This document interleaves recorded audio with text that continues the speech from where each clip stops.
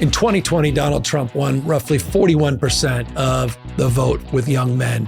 In 2024, he increased that share to 56%. What's happening with young men in this country? What's happening with the trend lines that define some of the stresses and the anxieties that so many young men are facing in America today? This is Gavin Newsom, and this is Scott Galloway. Well, Scott, thanks so much for taking the time and joining us on the podcast. And there's so many things I want to talk about, from higher education to, a little bit touch on housing, issues of inequality, a lot of the work that you've been doing, talk about some of the trend lines, particularly as it relates to young men. But there's a lot of attention now being placed once again on tech titans, notably Mark Zuckerberg, who you once described lovingly as the most dangerous man in the world. Who is now testifying in an antitrust suit. He'll be joined in a number of months by a number of other companies. I think there are 5 lawsuits, the FTC. But Mark is up there, and one of perhaps the most consequential in decades antitrust discussions related to WhatsApp and Instagram. Just curious, your over/under. What do you make of this moment? What do you make of Zuckerberg's outreach to the Trump administration to try to get this thing off the docket? The fact they didn't move on it. What does it mean to you from a political perspective, not just from a substantive perspective in terms of the future of tech? First, I think you have to give Mark Zuckerberg his due. I think he's one of the most brilliant business people of the last 50 years. I also think there's few people that have done more damage while making more money than Mark Zuckerberg. The coarseness of our discourse, teen depression. If any company could reverse engineer their product to an uptick in self-harm among teen girls, that company would be put out of business. And if it relates to antitrust, the concentration of power, power corrupts, absolute power absolutely corrupts. And we have one company that controls 50% of e-commerce, Amazon, one company controls 90% of search, Google, and one company owns 2/3 of social media globally, with the exception of China. 2 out of 3 people are on a Meta platform every day. And unfortunately, I'm in the field of brand strategy. I taught that. I studied that at Berkeley, teach at NYU. From 1945 to 1995, we thought we discovered the ultimate selling tool, and that was that sex sells. Like, tell people to be hotter and play volleyball and be more attractive to potential mates if they buy a Maserati or drink Coors Light. But these algorithms figured out with Google that there's something that sells even more than sex, and that's rage. And that is, if you bring on somebody who says an mRNA vaccine alters your DNA, that person, in my view, deserves the right to say that. The dissenter's voice is important. But what these algorithms have figured out is that if we elevate that content beyond its natural organic reach, it creates enragement, because people will weigh in and go, that's nonsense and that's not true, and you're going to see a surge in measles and rubella. And then people weigh back in, and every comment, enragement equals engagement equals more Nissan ads equals more shareholder value. And so unfortunately, the deepest pocketed companies in the world are trying to enrage us or addict us, get us addicted to our phones such that they can then hand us over dopamine addicts to the pharmaceutical, the medical industrial complex. Now, how do you address that? We need more laws. We need to remove 230 for algorithmically elevated content. We need age gating. There's no reason anyone under the age of 16 should be on Instagram. But also, the more boring stuff, we need to break up these companies. And in a breakup, it almost always works economically. It works for shareholders. The 7 baby bills that AT&T was broken up into are all worth more than AT&T within 7 years. PayPal is worth monstrously more than the original eBay. Breakups are very accretive to the economy. They're good for employees because they get to charge more to rent their labor. If you want to be in social media and you're a hotshot engineer, how many companies are really bidding on your talent? I would argue Snap and Pinterest, that Facebook could put them out of business, but they don't, just to pretend they have competition. They could put them out of business, I think, in 90 days if they targeted their sites on them. Shareholders win, consumers win, and what happens at this level of concentration is rents go up. And unfortunately, these companies have non-economic rents, and that is, it's hard to determine the pricing on a product that's free.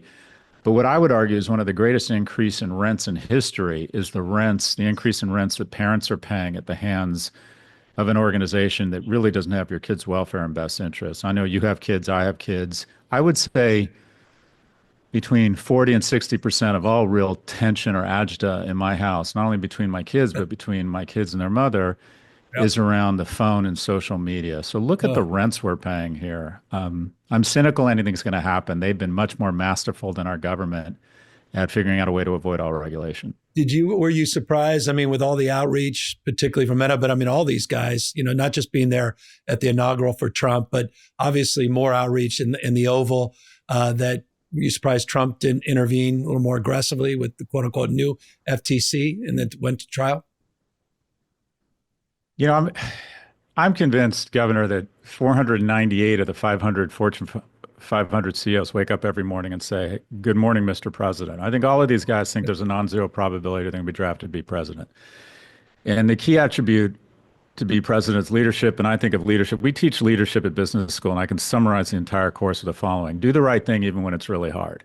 Yeah. But we want to charge them $7,000 so we can hire formally important people. And it's, in my opinion, we shouldn't have leadership or ethics classes, but that's an entirely different talk show.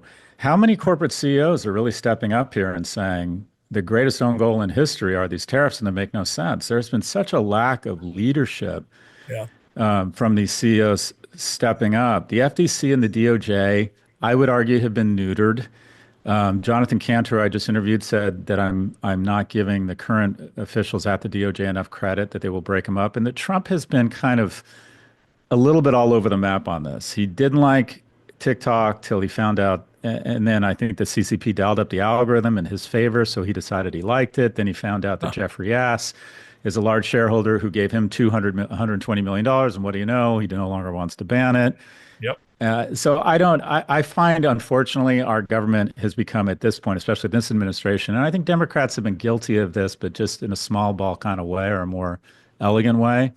I think it's just pure pay for play. And whether it's Apple, which gives $1 million to the inaugural committee and it has a cult of iOS users that he does not want to piss off, you just saw tariff relief for Apple. Meanwhile, 98% of companies dependent upon the export and import economy are small and medium-sized businesses. So what do they do? It's great to be Apple, but what do you do if if you're not the largest market cap company in the world and you're just a company selling pots and pans importing from China, and you have, I talked to a homeware retailer over the weekend, $100 million in product on ships that are going to about to be offloaded at the Port of Long Beach over the course of the next 3 weeks. This person has to show up with another $145 million in tariffs to get this stuff off the boat. In addition, he's going to have to send down hundreds of people to retag and relabel because now labels and pricing are attached to the factory in China. And he doesn't know how to plan his business, so he's stopping hiring. He's not recruiting at universities. His earnings calls are going to be a mess. So what do we have? A reduction in hiring, a reduction in prosperity with increased consumer prices, and a brand that is America now of toxic uncertainty, where we're seeing people selling our bonds, where people divesting from our stocks. But I'm very disappointed that a lot of what I think great leaders in the corporate world aren't stepping up and calling this for what it is. And that is a totally self-inflicted injury, probably the greatest own goal since our entry into Iraq. But Scott, I mean, they're not doing it for obvious reasons, right? Just pure self-interest, right? And would you argue fiduciary interest on behalf of the shareholders? I mean, I'm with you 1,000%, but in a world that we're living in, I mean, is it surprising or is it just outraging? I think you bring up the correct point, and that is the smart thing to do from a shareholder perspective. I mean, the thing that disappoints me, Governor, President Company excluded, is not that our government officials, and I'm going to be provocative here because you've had a lot of right-wing people. It's not that our government, our elected representatives in D.C. are whores. It's that they're such cheap whores. And that is, it's the best ROI is to give $1 million to the inaugural committee and you stay out for the crosshairs. So cheap. So when you're running a $3 trillion market cap company, why on earth wouldn't you just grin and bear it and text me and my co-hosts that I hate being here, but meanwhile they show up, they prostitute themselves, they get paraded around? Because if you're solely focused on shareholder value, I get it. They're just being fiduciaries of the share. Stay out of his crosshairs, bend the knee if you're a law firm, refusing to take clients of his adversaries, which is literally an attack on our Constitution. Fine, I get it.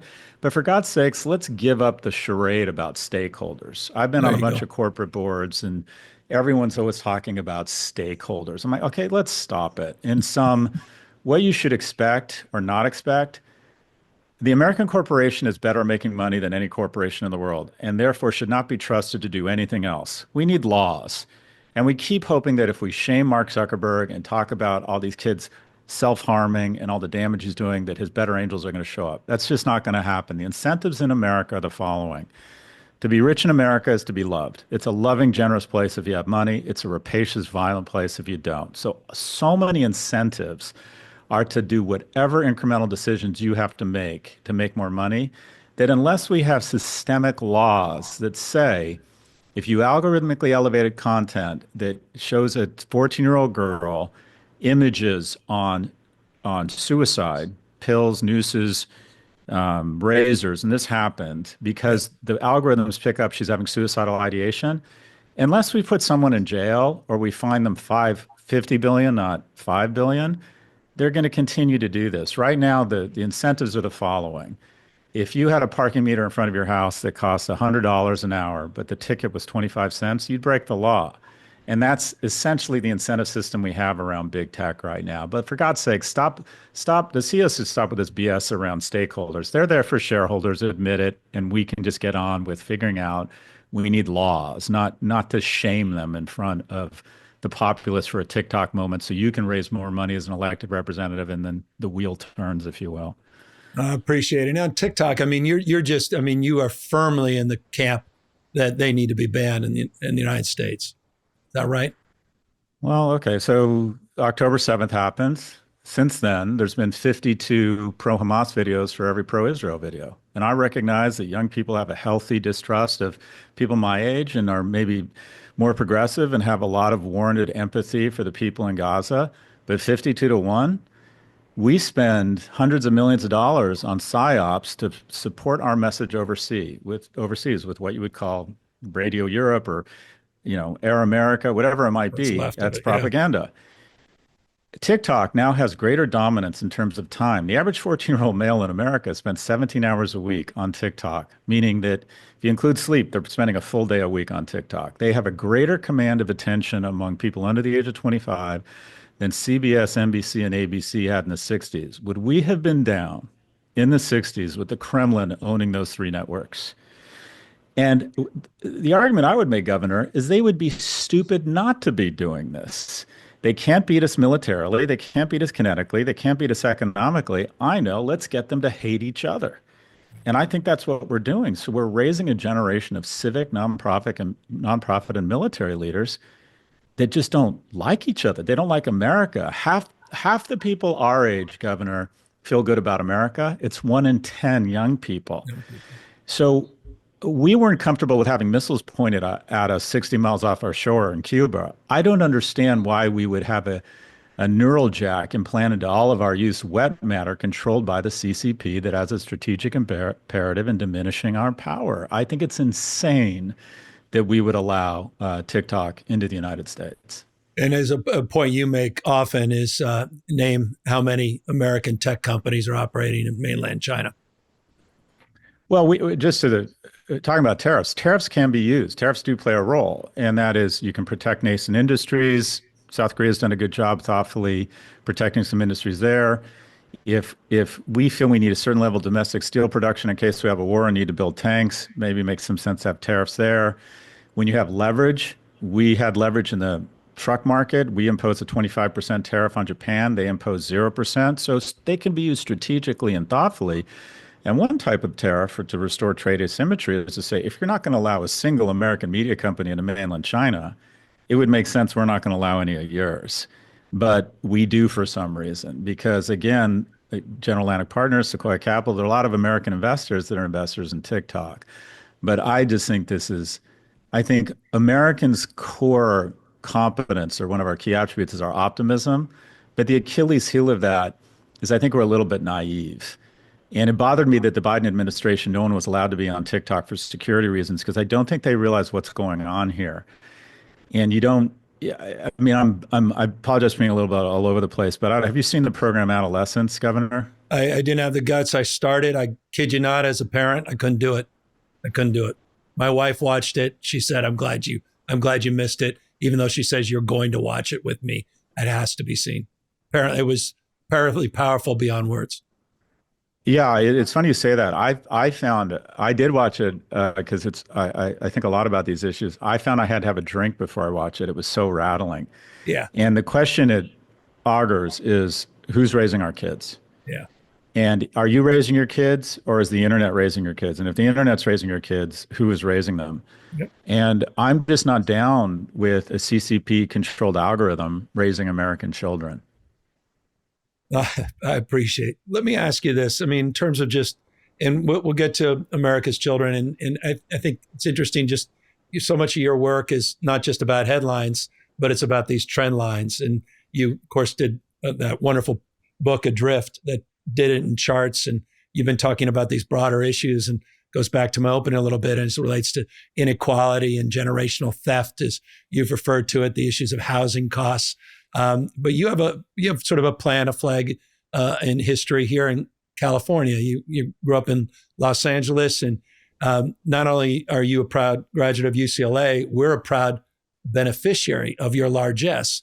And as someone that's on the UC Regents, thank you, if you haven't been formally thanked, for your incredible personal contributions to UCLA and to UC Berkeley. You've paid forward, you've paid back 20 times X. But talk to me a little bit about these trend lines you've seen, exacerbated perhaps by these algorithms that have really led to the headlines and the anxiety that we're all experiencing today. Well, thanks for that. That means a lot coming from you. Look, I was an unremarkable kid, and that's not a humble brag. I was remarkably unremarkable. I was raised by a single immigrant mother who lived and died of secretary. Our household income was never over $38,000. I applied to UCLA when the acceptance rate was 76%. And I was one of the 24% that didn't get in. And I was installing shelving, and the highlight of my day is I'd get ridiculously fucking high with my coworkers and then take to the highways of Ontario, California. And I came home and I just broke down with my mom. And I said, is this my life? And there's nothing wrong with vocational work, but I'd really hoped to go to college. And we found out there was an appeal process, and I appealed. And I remember it changed my life. The admissions director called, or the guy in the admissions office called and said, you're not qualified, but you're a native son of California, and we're going to give you a shot. And I rewarded UCLA with a 2.27 GPA undergraduate. I did nothing but learn how to make bongs out of household items and watch Planet of the Apes. And what did Berkeley do? One of the top 10 business schools in the world. They let me into graduate school with a 2.27 GPA. And I got my shit together. My mom got sick. I just grew up, like to think I started becoming a man. And it started an upward spiral of prosperity, and I've been able to give back. And the lesson here is that no one can predict greatness at the age of 18 in anybody, no institution. And as higher education is my industry about identifying rich kids or the freakishly remarkable and turning them into billionaires, or is it about giving the bottom 90 a shot at being in the top? And we used to love Americans. And I look back on the things that gave me just this unbelievable American experience, and some of them don't exist today. UCLA's admissions rate has gone from 76% to 9%. They couldn't have let me in. They didn't have the bandwidth. It was not, I spent $7,000 over 7 years, undergrad and grad. That's total tuition. It's obviously a lot more. I talk about this very openly. There were also things today that I think I would have succumbed to that would have gotten in the way of my prosperity. My mom, when she was 47, when I was a senior in high school, became pregnant and had access to family planning. Had we lived in a southern state, given our income and our lack of sophistication, I would have dropped out of school to help my mom, and I wouldn't have been able to go to college. Quite frankly, young men are being targeted by the deepest pocketed, most talented organizations in the world, specifically big tech, want to give them the sense that they can have a reasonable facsimile of life on a screen with an algorithm. Why go out and try and make friends when you have Reddit and Discord? Why go through the pain of putting on a tie, showing up on time, not partying during the week, and get a real job when you can trade stocks or crypto on Coinbase or Robinhood, which usually leads to disaster? Why go through the humiliation, the effort, the rejection, showering for God's sakes, working out, having a plan, showing resilience, approaching a stranger and expressing romantic interest when you have porn? The scariest stat I've seen is that 51% of American men age 18 to 24 have never asked a woman out in person. So I think the America today, you know, Scott, by but the way, just because I can't help it, I got two young women behind the camera. Literally, both shook their head when you said that. oh really? Forgive me. I mean, they literally, and now they're laughing, but nervously. I mean, that was very powerful stat you just gave, and it was powerful their response. Well, look, I think a lot about masculinity in America, and the reality is, back in the 80s, you know, America loved unremarkable people. And it feels as if America has fallen out of love with the unremarkable, that the objective of higher ed in America is to try and identify a super class and turn them into billionaires instead of giving the bottom 99 a chance to be millionaires and to find someone, fall in love, have kids, you know, all the profound shit, right?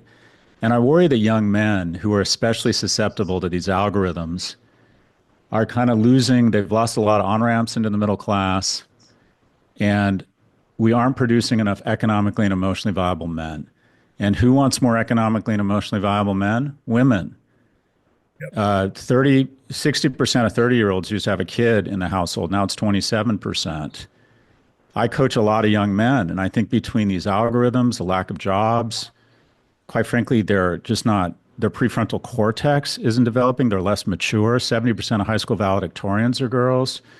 Women own more homes, single women than men now. In urban centers under the age of 30, women are making more money. And by the way, that is a collective victory. They deserve it. They're working harder. They're studying harder. They got their shit together. They deserve more money.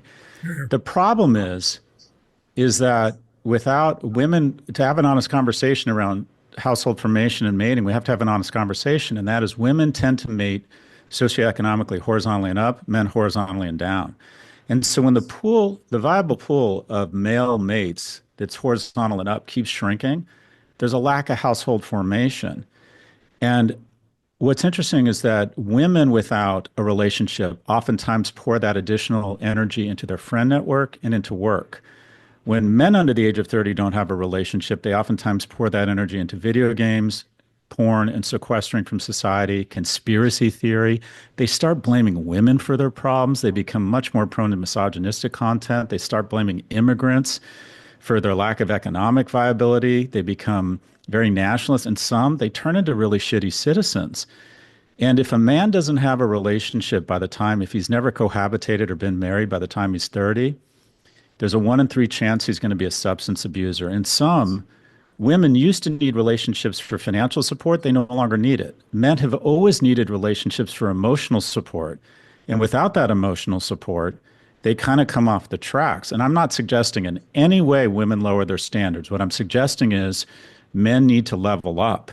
And we also need to recognize that unless we give more money to young people who are 24% less wealthier than they were 40 years ago, and old people are 72% wealthier, unless we level up all young people and create more opportunities for people to meet, to fall in love, and to do what I think is the most profoundly rewarding thing, and that is raise children with someone you care about and have a reasonable chance of having a home and not being one of the 40% of households that have medical or dental debt, then what is all of this for? There's been more shareholder value created in a 10-mile radius of SFO International Airport in the last 3 years than was created in Europe in the last 30 years, but we can't afford to give people a middle-class lifestyle. And I think all of these things are conscious choices we've made. But going back to this notion, you know, I had the opportunity to meet people. I had the opportunity to get jobs. I had the opportunity to get a cheap education. I had the opportunity, when I bought that house in San Francisco,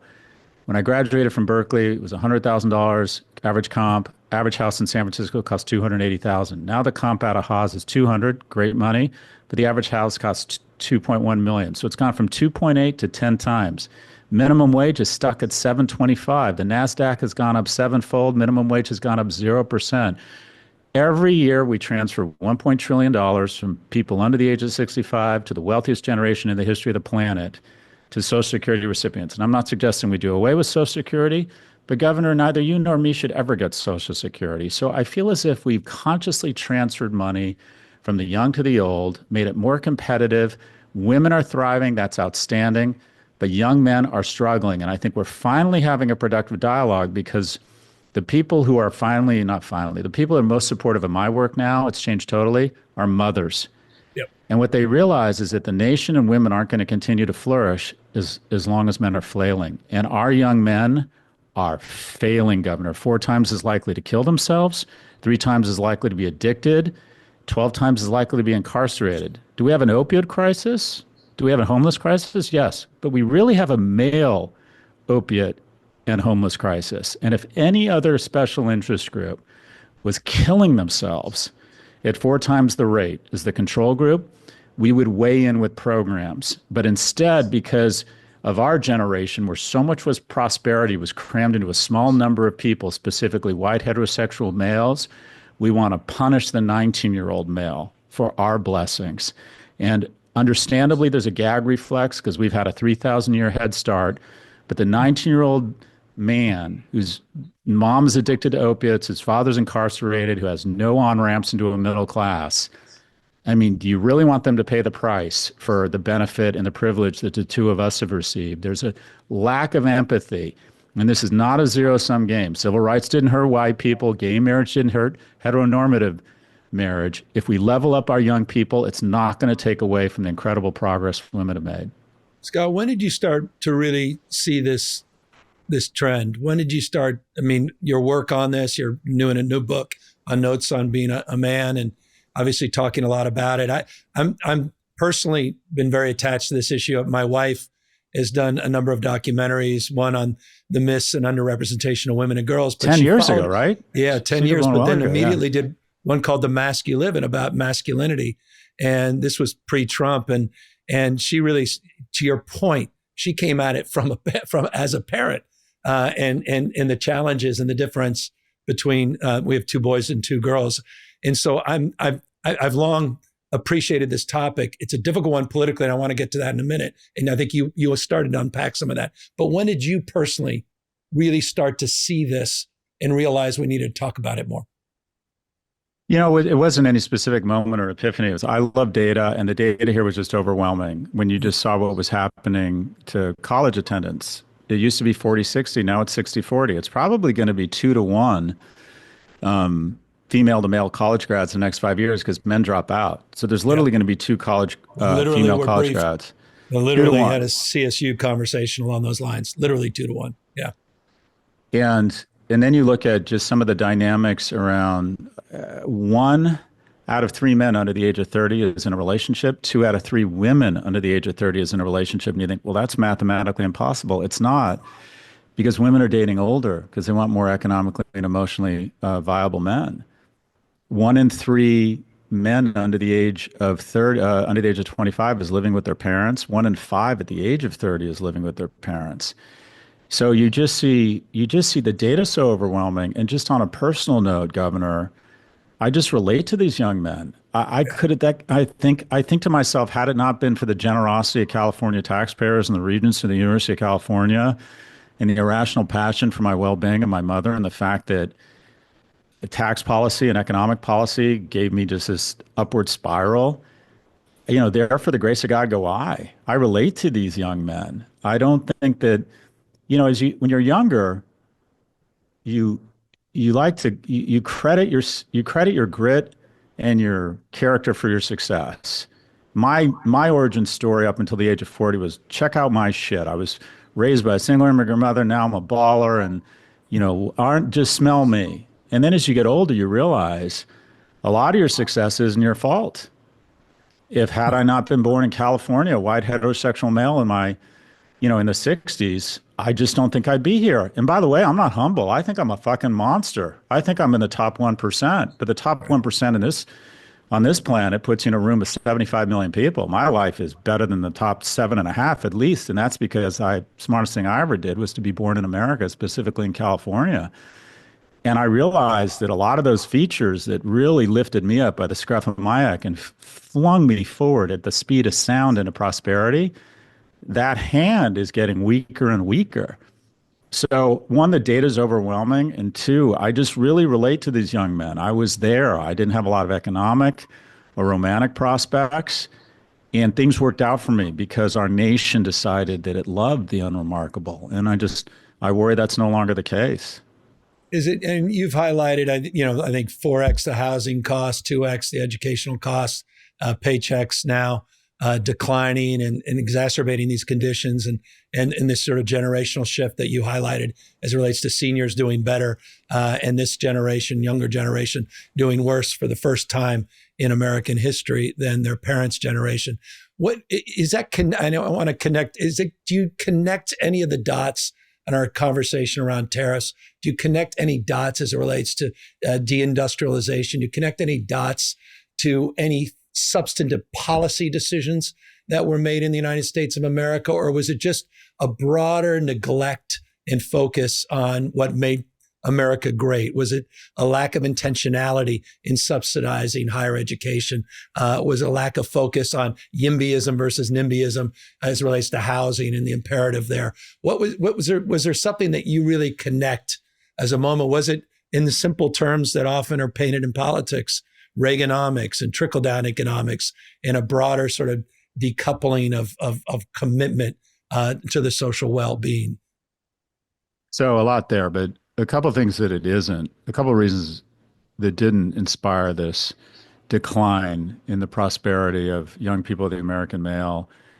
The first is that manufacturing has gone away, and that's the problem. As manufacturing has gone away in the 70s, we've had more overall prosperity. Americans aren't looking, as Dave Chappelle said, we want to wear Nikes, not make them. The notion that we're going to have the biggest own goal in history so we can bring more manufacturing and microwaves back is just stupid. The average assembly line worker for Foxconn working for Apple makes $500 a month or $6,000 a year in China. The average executive at Apple headquarters makes over $200,000 a year. We have purposely traded off manufacturing for higher growth technology, systems, services, jobs. Did we do make the case that's not it then? I mean, that's not fundamentally. It. Yeah. We're still the second largest manufacturer in the world. We've just outsourced the shitty manufacturing work. Have we left some people behind unfairly? Sure. 80% of Americans want more manufacturing. Only 1 in 5 want to actually work in manufacturing. Exactly. You can't take your dog to the shop floor to the plant at Lansing, Michigan. Everyone loves the idea of manufacturing. People want to design software. They want to be in the services industry. They want to be an associate at JP Morgan, not tooling or making batteries somewhere. The ascent of women has been wonderful. It has not come at the cost. It has not come at the cost of men. I think there's a variety of things that are going on here. One, just biological.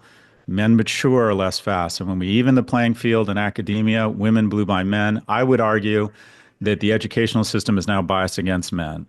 A boy is twice as likely to be suspended on a behavioral adjusted basis, exact same infraction. A black boy 5 times as likely. Look at the behaviors that we promote in school. Sit still, be organized, be a pleaser, raise your hand. You're basically describing a girl. You have wood shop, metal shop, and auto shop have gone away. So the online, kind of the on-ramps to a vocational job are not as clear. We all knew that guy in high school. There was no way he was going to college, but he was fixing up his Trans Am in his driveway, and he could go to work making 30 or 40 bucks an hour as a mechanic. Now that path, that vocational path, those jobs are there, but sociologically we sort of shame those jobs, and we tell parents you failed if your kid is one of the 2/3 of kids that doesn't get into college. We've seen I would call a lot of mixed messaging to young men that pull yourself up by your boots if you're only more in touch with your feelings. I think that modern masculinity from the right is be coarse and cruel, and from the left it's be more like a woman. I don't think either of those is right. I still think there's opportunity for men to embrace masculinity. Being strong, being physically strong, being risk aggressive, initiating romantic contact, being aggressive around trying to get a job you're not qualified for, taking risks. I think these are wonderful at being kind, being a protector. Your default system is a protector. So I think young men have gotten a lot of mixed messages. More than anything, we have made the conscious decision to transfer money from young to old. Old people have figured out a way to vote themselves more money, and they continue to do it. The $40 billion child tax credit gets stripped out of the infrastructure bill. The $130 billion increase in cost of living adjustment for seniors flies right through Congress because old people vote. And it's just insane to me that we have the largest economic transfer in history annually happen every, being redundant, 12 months from young to old. There used to be 12 people supporting every retired worker. Now there's 3. We haven't raised the age. All this nonsense around Doge. They saved $2.5 billion. You could 6x Doge by cutting off all subsidies to Tesla. If you really want to be an adult here about the fact that we're spending $7 trillion on $5 trillion in revenues, there's only 2 things you can do. You're going to have to go after entitlements, and you're going to have to raise taxes. And the answer is yes. At some point, we're going to need an adult that says, I'm sorry, folks, we have to do both. I'm the person that's going to cut your entitlements, or at least means test it and age gate it, and I'm going to have to raise your taxes. And what we've decided is the people who vote and the wealthiest people, taxes for corporations are at their lowest level since 1929. Yeah. The 25 wealthiest Americans are paying 6% in taxes. And we like to think that, oh, we can't lower taxes, they're too high. There's a strange dynamic in the US, whereas the people who get most screwed by our tax code are not only young people, but, well, let's just stop there. 2 biggest tax deductions, mortgage interest rate and capital gains. Who owns stocks and homes? People our age. Who rents and makes their money from salary? Young people. Social Security tax. My analyst who works for me makes 160 grand, pays $9,000 a year in Social Security tax. I make substantially more than that. Yep. And I pay $9,000 because we've decided to cap it such that it's a regressive tax. So we keep transferring more and more money to the old. And what do you know? Young people aren't economically viable, which is more important for a man. 3/4 of women say economic viability is important in a mate. Only 1 in 4 men say that it's important. So we essentially have just the most depressed, obese, and anxious generation in history. And we ask ourselves why? Well, of course they're upset. They're not doing as well as their parents. They can't find a mate. There aren't as many venues to meet. They meet online where they type in 6 feet or $100,000 plus. If you take out married, obese, and men over the age of 50, that's 2% of the male population. Men need a place to demonstrate excellence.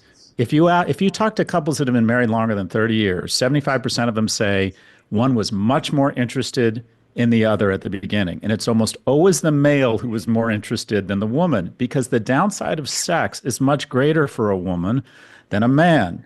We've been taught for thousands of years to spread our seed to the 4 corners of the earth. Women have been taught for thousands of years to put up a much finer filter to pick the strongest, smartest, and fastest seed. And some, they're just more selective. And I'm not suggesting they should ever lower their standards. But typically what happened in those relationships is the man had a chance to demonstrate excellence. I worked with him and I found out he was really good at what he did. We went to the same temple and I saw how kind he was to his parents. We spent time together and we worked at a food kitchen together, and I saw that he was kind. I liked his hands. I liked the way he danced. I liked the way he smelled.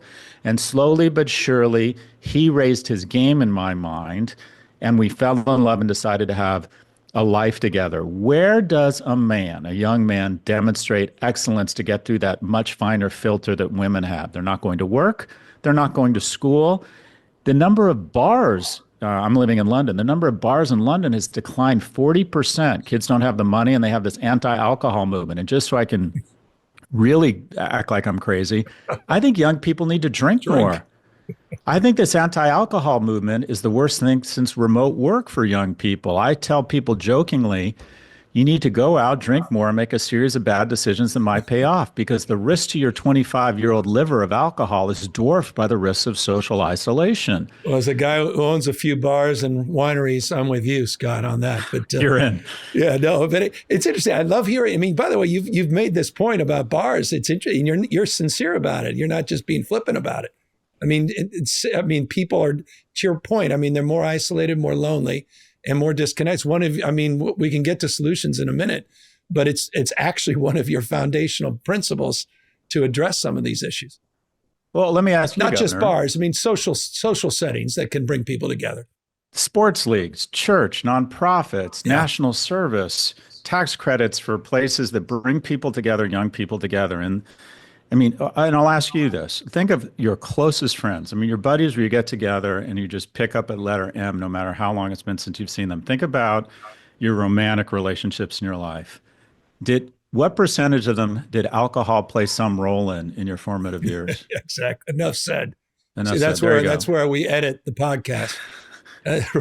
Right at that point.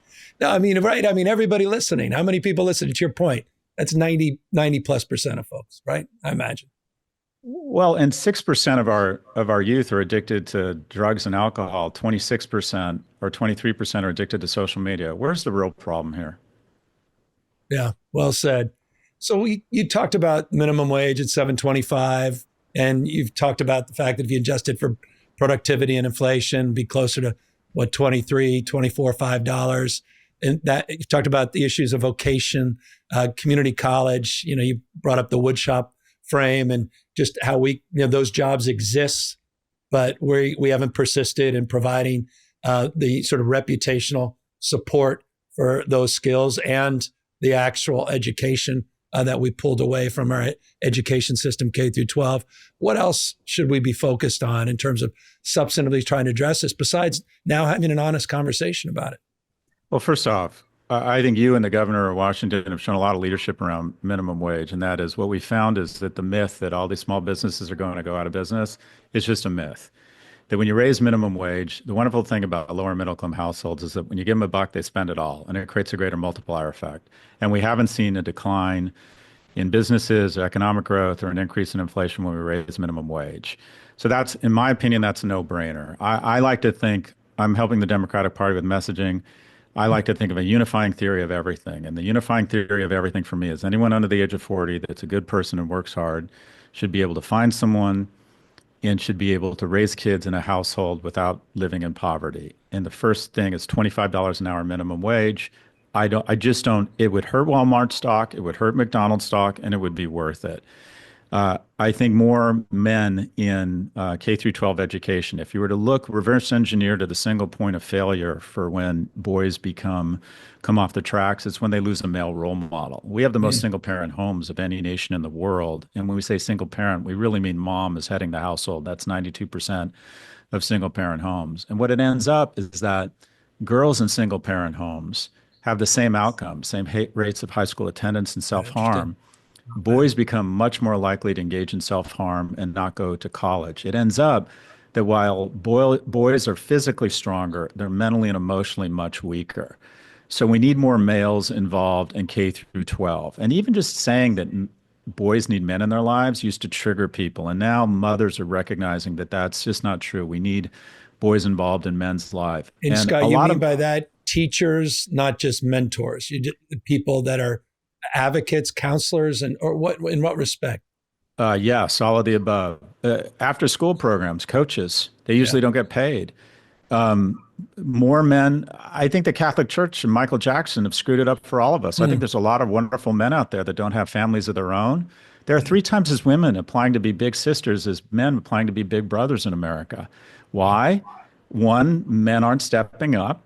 And 2, I think they feel self-conscious. If you're a 35-year-old male, maybe doesn't have your own family or your own kids, and you want to be involved or help out a 15-year-old son of a single mother, don't people look at you like there's something wrong with you? There are a lot of wonderful men out there that have love to give, paternal and fraternal. And they're under the illusion that if they're not a baller, or they don't have a degree in adolescent psychiatry, they shouldn't get involved in a boy's life. I think of the rings of masculinity. You got to take care of yourself. You got to be strong. You got to be economic viability. You take care of your family. You take care of community. But I think the ultimate expression of masculinity is to get involved in the life of a child that isn't yours. And we need more men involved. When my mom got divorced, she made sure that a couple of her boyfriends she kept in my life. There was a neighbor that used to come over with his girlfriend and take me horseback riding. I made really good friends with a stockbroker, and I used to swing by the brokerage, Dean Witter Reynolds in Westwood, after school. I had a lot of wonderful men in my life. So 1, men need to step up, more Big Brothers programs, more coaching. I would like to see mandatory national service.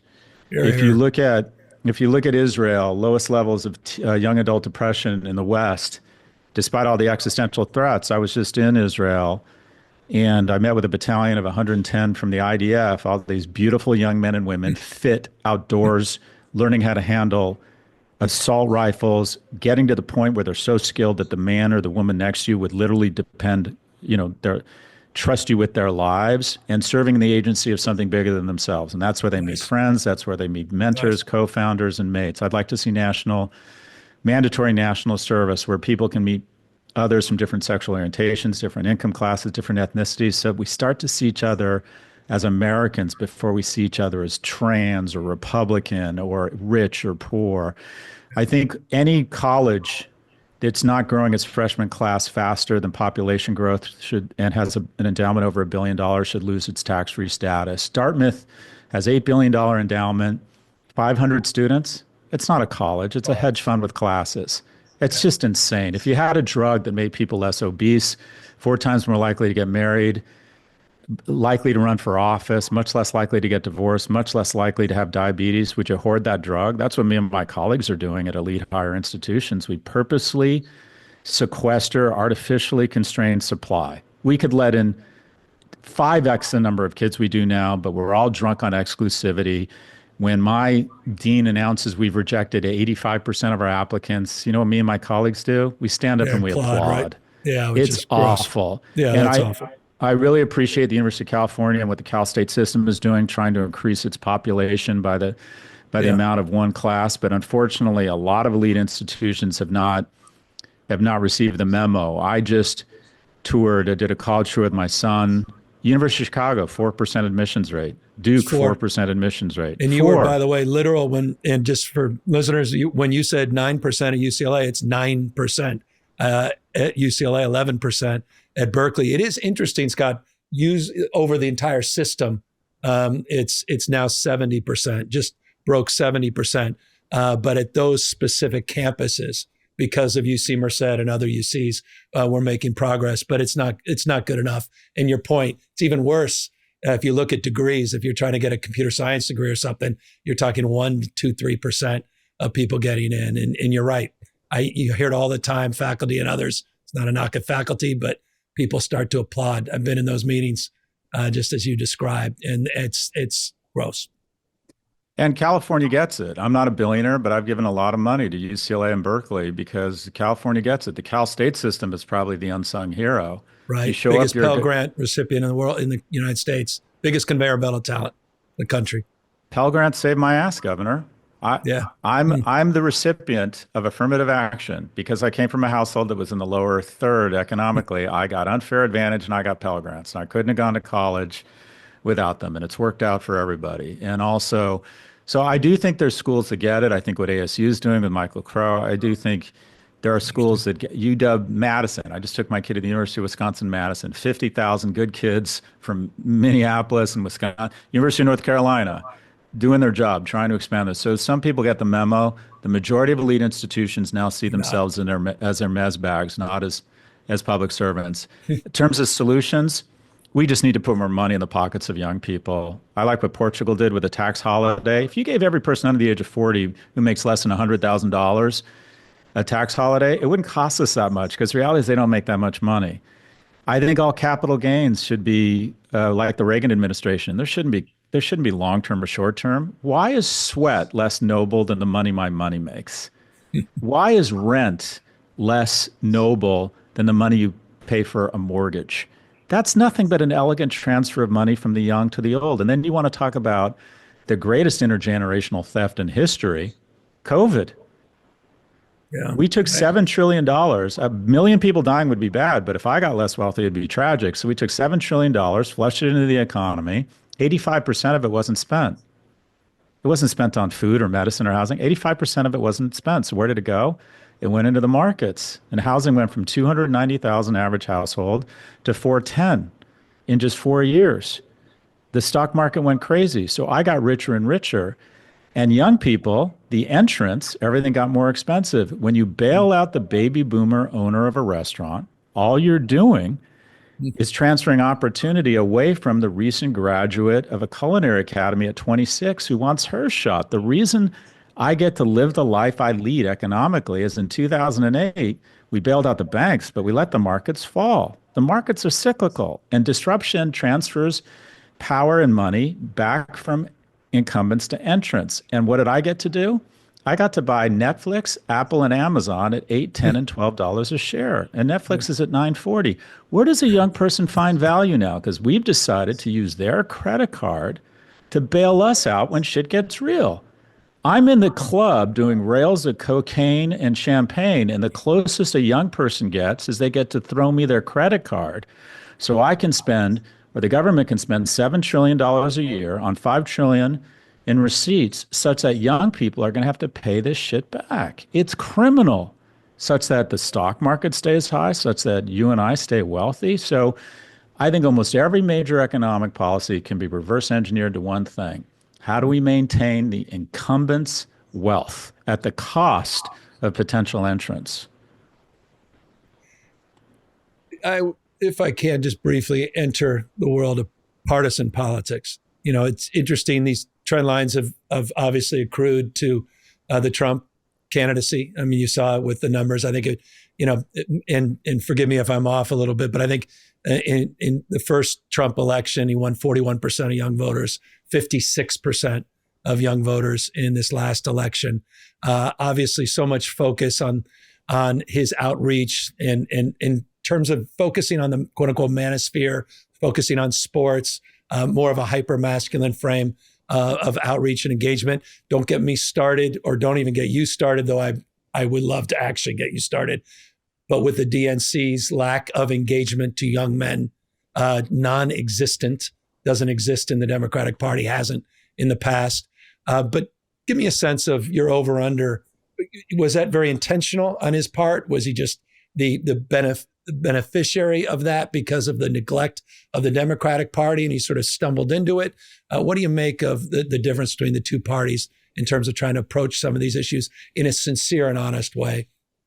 The three biggest own goals in American history were our entry into Iraq, or in recent history, these ridiculous tariffs that is the most elegant way to reduce prosperity in history, and the Democratic Committee losing to an insurrectionist. And this is how we managed to snatch defeat from the jaws of victory. This was supposed to be a referendum on women's rights, understandably. It wasn't. Women's rights did not show up. What showed up was testosterone. Specifically, young men are really struggling.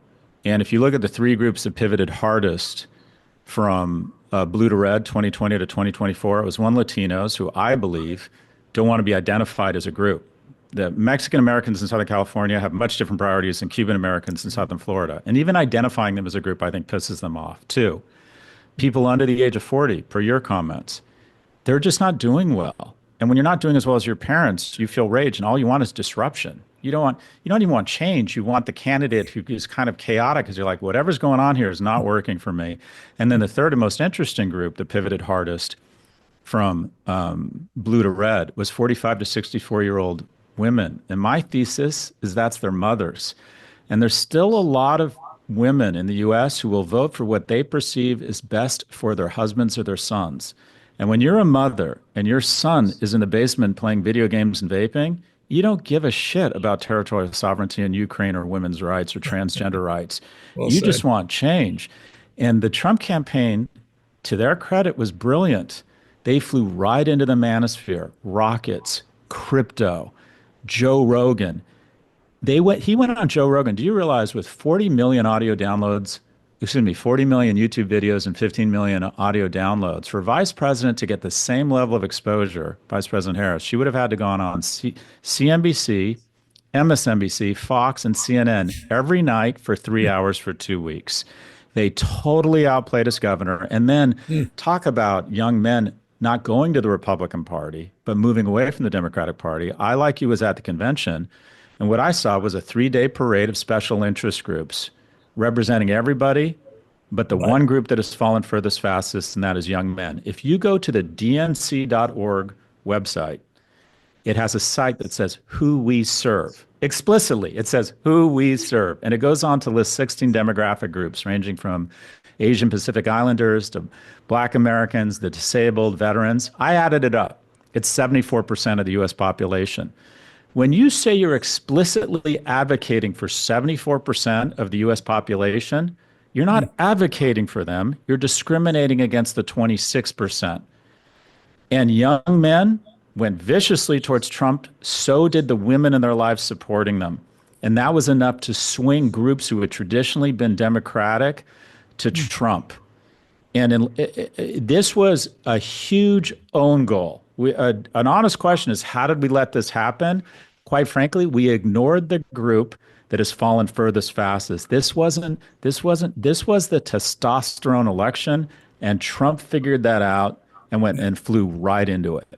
Look, if Democratic Party's not listening, they sure as hell better listen, or they're just going to repeat history. I appreciate, Scott, you're reinforcing this, and we're short on time, and I guess it begs the final question. What is the hesitancy to the party? Is it just that, and I think you've heard the old phrase, pale male, we've had all the privileges. You mentioned 3,000 years of sort of male dominance, the Me Too movement, this notion that, we still have gender disparity. We still have all these issues. Is it just our unwillingness as a party, the Democratic Party? What do you, to just own up to this fact? Or we feel it's just, we're talking only about white males? What is it that you think has restricted the capacity for the Democratic Party to fully embrace and understand this gap in terms of their electoral thinking, let alone the policy substance behind it?